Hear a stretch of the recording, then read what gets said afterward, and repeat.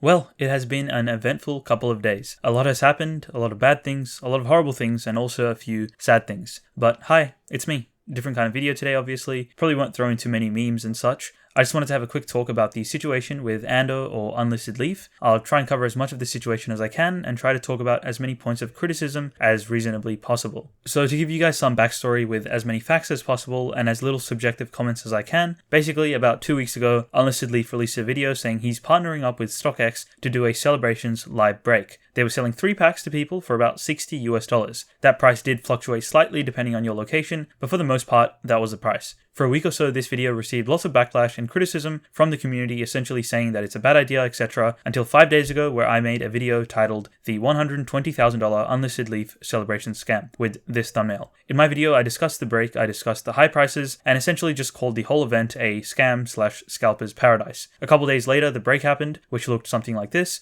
And a day or so after that, Unlisted Leaf released this statement on his Instagram. The abuse, hate, death threats I have received have ended me. You guys win and I'll leave YouTube. Just to clarify, I didn't set the price or take a percentage of the break. I tried to make it a bit better with prizes, but not enough. I'm sorry. For everyone who hates me for buying a car, you'd be pleased to know it's broken and I no longer own it. Keep on gaming and goodbye. That's essentially the gist of it. Feel free to pause and read the whole thing. And the aftermath of this situation has been a bunch of people coming out and defending him and coming at me instead for making my video and asking for my response. Initially, I was just going to leave it alone and give Ando some space, but there's a lot of misconceptions about both him and I, so here I am to set the record straight. The first thing I want to talk about is the abuse, hate, and death threats that were sent to Ando. I don't condone any of this, and I've said multiple times for people to stop doing that. I think everyone with at least 2 brain cells and any common sense knows that sending death threats is not okay. It's definitely crossing the line, and if anything, it's making the situation worse than it already is. No human deserves that, especially not for this. Now, a lot of people were blaming my video for inciting all of these horrific comments, which just makes no sense. Firstly, Unlisted Leaf's original video announcing the break was made a week before I made my video, and it already had hundreds of negative comments, including all of the top comments, mostly showing criticism and disappointment, but unfortunately also some dumb people throwing hatred and abuse. This video had over 1,000 dislikes already before my video was even released. The only reason I even found out about Ando's video and the whole situation was because I was constantly getting messaged by people to discuss this matter. I even asked my community, which video do you want to see? And the vast majority of people wanted this issue to be discussed. And I feel like most people that are saying that I was the one telling everyone to go abuse Ando and spread hate probably didn't even bother watching my video. They just saw the thumbnail and title and went crazy. Because if you watched the video, you would have seen that I said,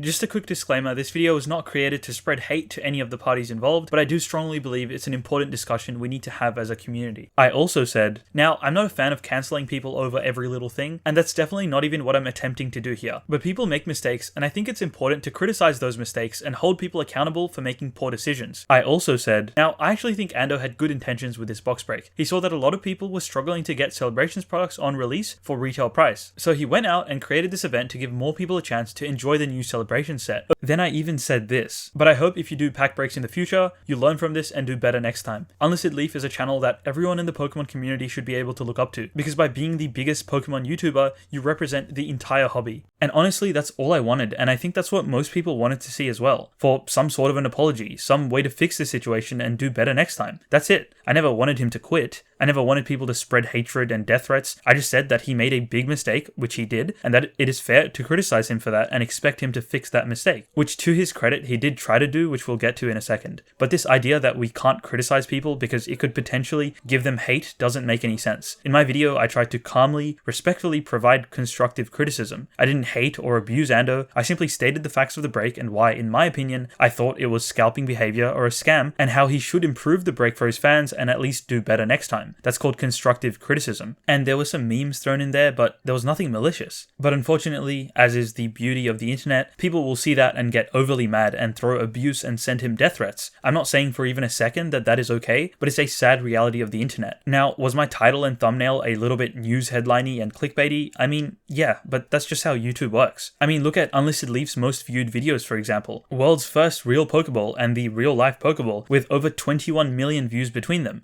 Now, spoiler alert, they're not actually real Pokeballs. In fact, get this, Pokemon aren't even real. But these are great thumbnails with really good titles, and once they hook you in, the content is really good too. But believe it or not, there are plenty of comments on each of these videos saying that it's clickbait. Like, what are you talking about? Now, in an ideal world, I would call my video discussing Unlisted Leaf pack break or something boring like that, but that just won't work on YouTube. Clicky titles and thumbnails are everywhere and done by everyone because people click them and they get recommended in the YouTube algorithm. I'm just playing with the rules that YouTube have created themselves. The thumbnail depicts an arrow pointing to the pack saying $72 because originally the pack break was $52 US, which is 72 Australian dollars, the currency from where both Ando and I are from. The price was actually later increased to $80, and if you do the maths, we know that they sold at least 1,600 pack break spots at $80 each. That's over $120,000. It says scam on his head because he's promoting the event, which in my opinion was a scam. So in reality, it's barely even clickbait. Yes, it's a bit shocking, but so is selling 3 celebrations packs for $80. Now, an important clarification that I have to make is this whole idea of a scam. Do I think that Ando is a horrible person who went out of his way to say, yes, I'm going to steal from all these kids? Absolutely not.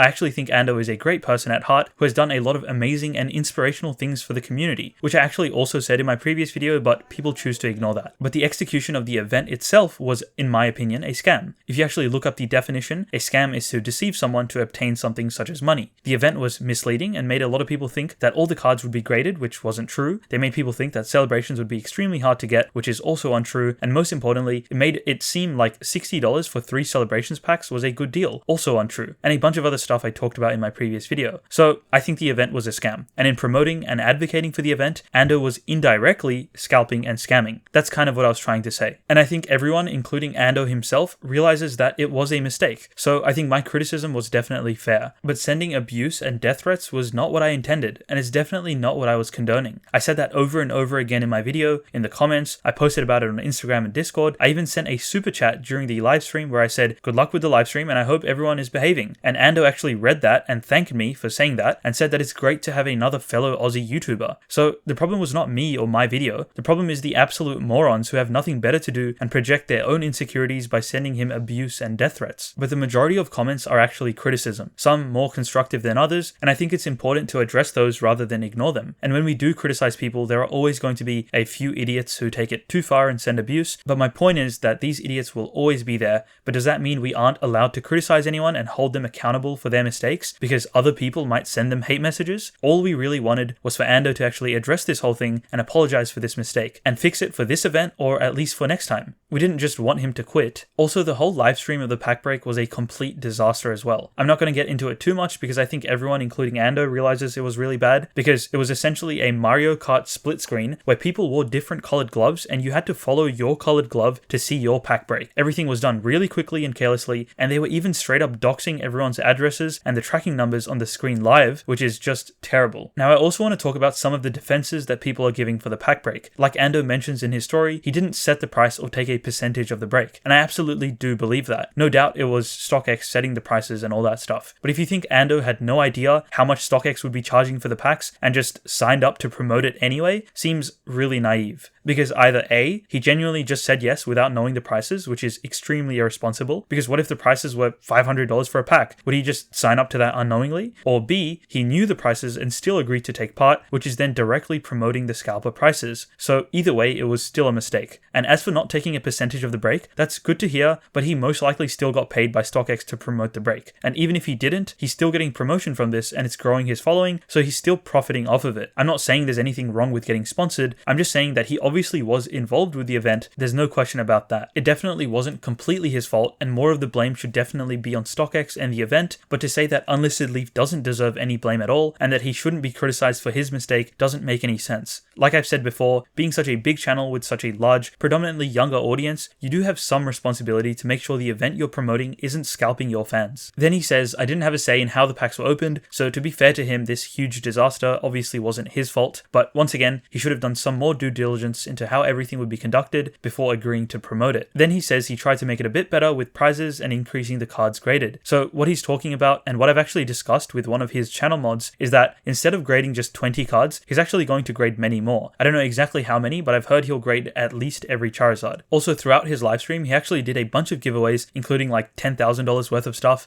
PSA slabs, cash prizes, and heaps of other stuff to try and give back to his community as much as possible. So, I mean, there you go. Clearly he heard the constructive criticism criticism we gave to him to fix the break and improve it, and he did his best to do exactly that. That's all we were asking for. Does that completely justify the price? Not really, but it probably was too late to make any big changes, but regardless, it's definitely a step in the right direction. And then he talks about his car breaking. I think he mentions this because a lot of people were hating on his new car, which is just sad and shows that a lot of people are just jealous. This dude has been grinding for years to achieve this success, and I think he deserves to be able to buy whatever car he likes. But basically, in summary, this whole Celebrations box break was a huge disaster. Unlisted Leaf promoted it and took part in it, which was a mistake on his part. Does he deserve to get criticized for it? Yes. Does he deserve to get hatred, abuse, and death threats over it? Absolutely not. No one deserves that kind of stuff. I find it pretty ironic though that lots of the people saying don't spread hate to Unlisted Leaf are the same people sending me abuse and death threats. Now, thankfully I do have pretty thick skin, but I definitely empathize with Ando in understanding that, yeah, it can definitely take a toll on you mentally. This video is monetized, but all the revenue will be donated to the Are You OK Foundation, which deals with mental health and suicide prevention. Because at the end of the day, we're all human and we all make mistakes. That includes Ando, it includes me, and it even includes you. I think his fans deserve some sort of apology, but seeing his reaction during the livestream and in his post, he's clearly very remorseful and sorry for his actions. Like I've said before, Unlisted Leaf is a channel everyone in the community can look up to, and Ando has been an amazing and inspirational pillar in the Pokemon community for over 8 years. I think he's definitely learned his lesson and will do better next time. So I hope I'm not alone in saying I'm glad he's taking a much needed break from everything, but I hope he comes back soon, better and stronger than ever before, because when he does, I know he will have a huge community of people, including myself, ready to welcome him back. In the meantime, be kind and respectful to one another, let's learn from this and do better and be better next time. Until then, thanks for watching and I will see you in the next one.